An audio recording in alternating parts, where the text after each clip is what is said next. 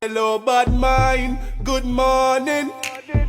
No say you never did want to me. Hello, beautiful people. I pray that you guys are blessed and highly favored. My name is Birikorang. This is Keniispeak, and welcome back to my channel. To my subscribers and new subscribers, y'all beat up your chest. I'm not going to keep you guys long. Let's get into this video. Issue with certain black men across the world. Black men who speak on the issues of the black community, of the black society. I see it in the African American community with guys like Shannon Sharp. I see it with Van Jones. I see it with certain people from Black Lives Matter. And I see it from some brothers from other parts of the black world, like brothers who live in the diaspora, but you're from like Nigeria or from Ghana. And you'll talk about how proud you are to be from Nigeria. You're proud to be from Jamaica and things like that. And you know, when somebody else is saying some things you don't like, you're the first to get into the battle with that person and defend your people. And then when we look further, you're not to be taken serious about those topics. Now, it's a lot of brothers out there in the black world, in the African American community, Nigerian community. Look, you got a lot of good brothers out there that when they rep their country, they're repping all the way. You know, they love their people. Their fiance or wife is from that country. They're doing great things. And I'm not talking about you, brothers. I got a lot of respect for you. I salute you. But some of you black men out there who are talking black and then you're sleeping white, especially when your own women won't treat you as bad as the woman that you're dealing with, it's laughable. And for men like you, you're part of the reasons why, you know, people don't respect black men. And nobody is more of a hypocrite to his own message than Israel Adesanya. Okay, now I love Israel Adesanya as a young brother, as a fighter, as a brother who's come from a long way. I cannot discredit our brother for that. He's doing his thing. But Israel Adesanya is a very pro-Nigerian advocate, right? And we need more people that's advocating our brothers and sisters all over the black world because we need the numbers. And I appreciate our brother doing that. But remember he got into something with the guy, is it Driscus, the South African fighter? What's the issue with that? You see, Driscus was saying that when he wins the title, he's going to bring it back to Africa. And Israel Adesanya took issue with that. He even called the guy some names and stuff and so many words like, look, you're a white man. You can't talk about that you're in Africa. And the guy Driscus was saying, look, I'm living in South Africa. I'm living in Africa. I fight and train in Africa. You might be African or you are African, but you live in New Zealand.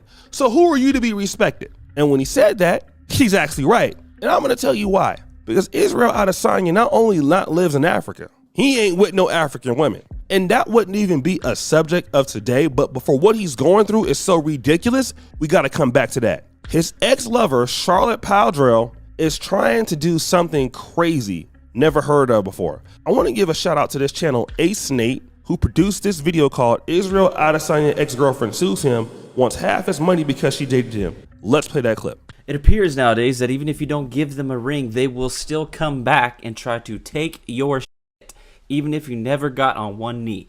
Israel Adesanya's ex files lawsuit for a wild reason, and the UFC star responds. Not only the UFC star, but the UFC champion. Israel Adesanya was recently praised for overcoming a major challenge and finally defeating Alex Pereira at UFC 287. However, things turned south over the weekend after his ex-girlfriend supposedly filed a lawsuit against him. Now the middleweight champion responds. So as you can see here, according to the Daily Loud Twitter account, UFC middleweight champion Israel Adesanya's ex-girlfriend is taking him to court for half of his wealth because I can't not crack up. She's taking him to court for half of his wealth because they dated too long and she supported his career.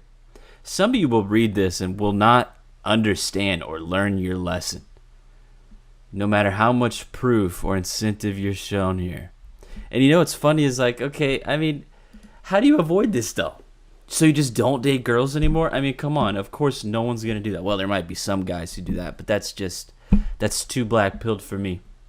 That's a little bit too MGTOW for me. Don't completely give up. I don't think you should do that. That's silly. Don't give up. Don't become a real incel. You know what I mean? That word gets thrown around a lot. But if you're a guy who's just leaving the dating scene, which I guess wouldn't be involuntary, it would be voluntary.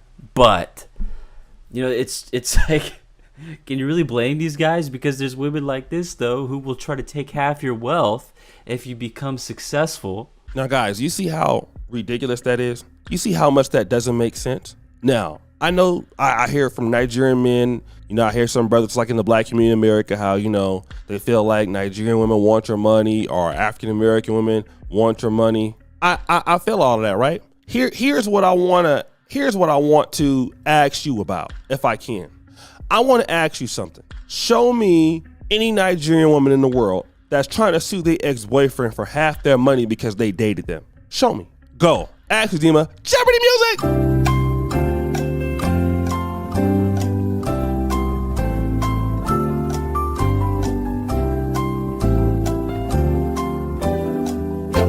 I'm going to tell you why you can't find it, because it doesn't exist. That's why you can't find it. Now, here's something else that I want to deal with. Brother B Miles, Conscious B Miles 84, made a video a few years ago called Why You Can't Talk Black and Sleep White. For some of you brothers out there, I know most of y'all are not pro-blacks, but I want you to hear it because the brother's making some sense. Play that clip. Yup. Yeah, what's going on, family? It's your man B Miles coming to you live once again with another video from the B Miles 84 Conscious channel. And this morning I want to come to y'all with a video, excuse me, talking about how you cannot talk black and sleep white.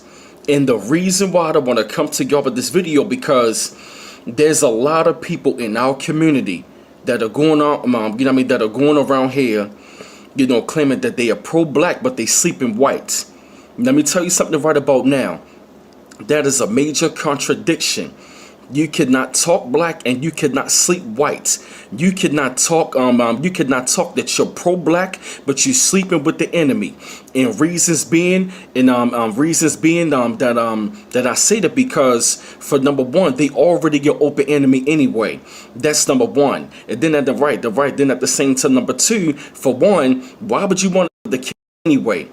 And I don't give a damn. I don't give a damn whether they be a white man or a white woman. Then at the same time, that's going against the grain, because when you're dealing with like revolution and when you're dealing with like liberation and all that, you cannot sleep with the enemy, because for number, because for one, you got to think about this. They still a part of their white power structure. They still come from, they still up in the bloodline of these same people, that literally, enslaved our people, robbed people from everything that we had. And I just find out, I just really find as though it's just such a major contradiction, because you talking all of these things about the rights of quote unquote black people, but at the same time you're going to marry and sleep with the enemy. Let me say this, okay? As black men, and I'm not telling people to have a particular stance. This is my personal stance, all right? But I just want you to know, like, if you're a person and you're like Clarence Thomas or Thomas Sowell, like, you don't have any real dealings with the black community and all that kind of stuff, and you have a white wife and you're not talking with the same energy as Israel Adesanya, that's fine. Like, you can take that serious, but nobody's gonna take a black man serious who talks like Israel Adesanya. And you're going through something with the white man's daughter, okay? You're roasting other South African fighters for you saying disrespecting Africa. But you're disrespecting your own people. You mean to tell me you can't find nobody from your community, bro? You can't find nobody from the diaspora? I mean, if you're gonna get this kind of work, you might as well stay with somebody in your community. You can't tell me that, since you're not uniting Nigeria and you can't find out one person. But that's why you get these brothers out here who are sick in their mind, because they'll talk all of that, but their trophy, I tell you, man, black men will do anything for white women, bro. I have a whole video about that. Y'all love them. Black men love white women more than they love themselves. I believe that now. I used to didn't believe it. I believe it wholeheartedly. First of all, big up to O'Shea Dukes Jackson, the YouTuber that I got that video from. He said a lot in this video that I do not need to repeat myself. However, I believe he was mostly speaking about men. I want to address women with a story time. If you listen to my previous video, I told you that I grew up on an island. And on my island, the Cayman Islands, they don't teach color. They don't teach slavery. We don't know our history there. We don't know how we end up there. All we know is that we're Caymanian. I lived in America for a while, then got pregnant by my Jamaican boyfriend. And that relationship was very horrible. My mom ended up paying for me to go to the United Kingdom, which I resign at the moment.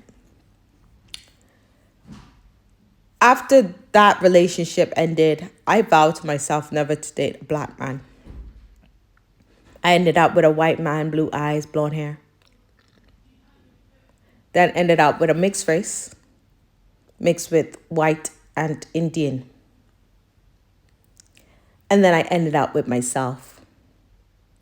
I spent some time with myself. And in that time, I realized I was attracting or accepting the same kind of men in different race, in different bodies, in different ethnicity. But they were the same. Broken men. Because I was broken. And it was only until I started doing the work within myself that I met my husband, a dark black African/Ghanaian man. And I will never trade him for this world. And see, a lot of time we go through this self-hate and this skin hate and this hatred for our people because of what we've been through, what we've experienced, not realizing that the work starts within. These men are being taken for all they have by a different race that would never truly love them and respect them for them. Now, with my third partner, which was also my third baby father, the mix with white and Asian, he ended up taking my child from me when he was 4 months, and I ended up fighting for my child. I was surrounded by 5 white people. That includes my mixed race ex. And I was charged, a black woman, I was charged with battery for fighting for my child. See, I was ignorant to who I was. I was ignorant to the past of my ancestors. I was ignorant to the past and to the future and the present. I was ignorant. I didn't know the truth. And the truth will definitely set you free. Because when I met my husband and my Ghanaian close friend, and they started speaking and planting seeds into my head, because honestly, when I started to hear these madness of slavery and stuff, because I was grown, stuck in my mindset and my ways, I couldn't bring myself to believe that happened to us.